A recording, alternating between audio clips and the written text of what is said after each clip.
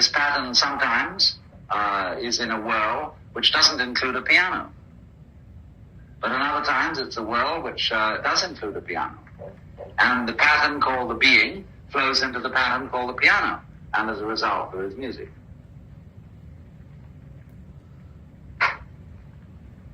So, if you think that way,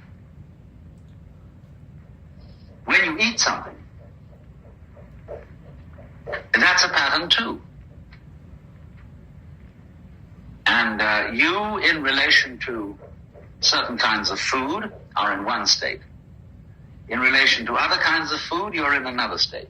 One man's meat is another man's poison. And so in the same way, you, in relation to certain chemicals, feel one way. In relation to other chemicals, you feel another way. And there is no way of abolishing our ingestion of foods, known as marijuana, just growing around, or local weed, or Amanita muscaria, which is a mushroom.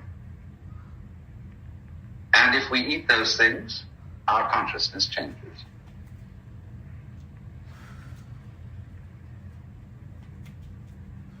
Now, some time ago, the American Medical Association and the American Bar Association formed a joint committee for legal purposes to try and find a definition of addiction.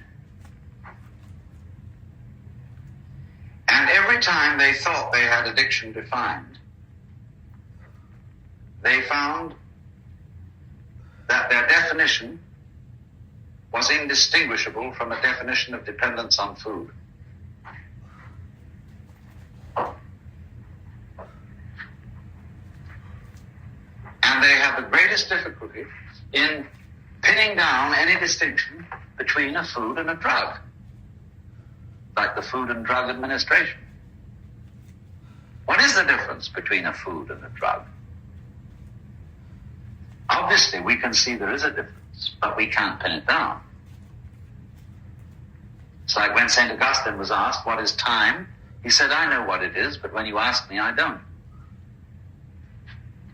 And so in a similar sort of way, we can see a difference between a food and a drug,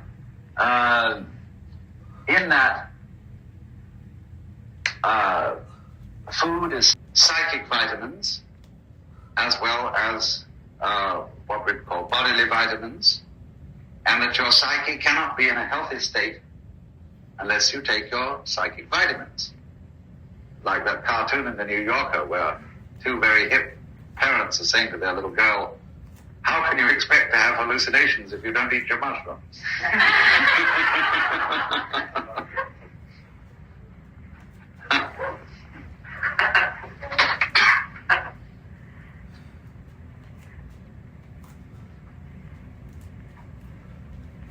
Now, there is, of course, to a sense in which the possession of, or the exercise of spiritual insight is analogous to, say, being a good painter or a good musician. And you can't